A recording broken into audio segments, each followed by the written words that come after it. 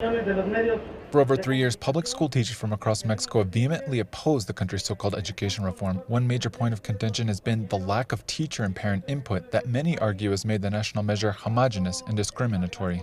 Today,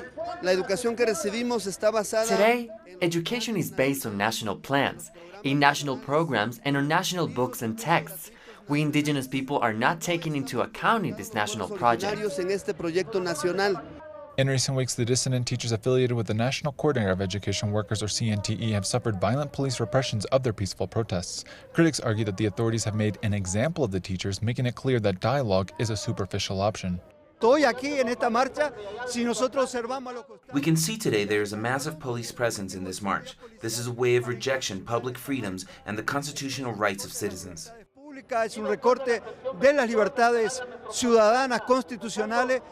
While the teachers argue that the education reform is discriminatory, attacks labor rights, and opens public education to privatization, they do admit that Mexico's education system needs to be improved. The CNTE argues that it is developing inclusive and plural strategies to better schooling.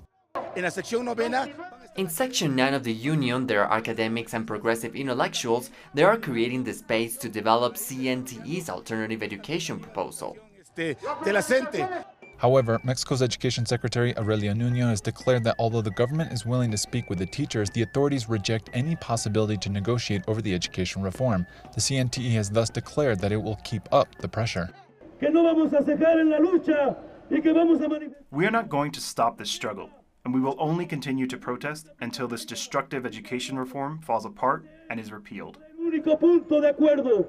Last week, the authorities announced that more than 3,000 public school teachers would be fired for missing work due to their participation in the protests, and that arrest warrants have been issued against the CNTE's leadership for organizing the mobilizations. However, the educators say that threats only represent authoritarian measures to quiet their dissent. Clayton Canta del Sur, Mexico City.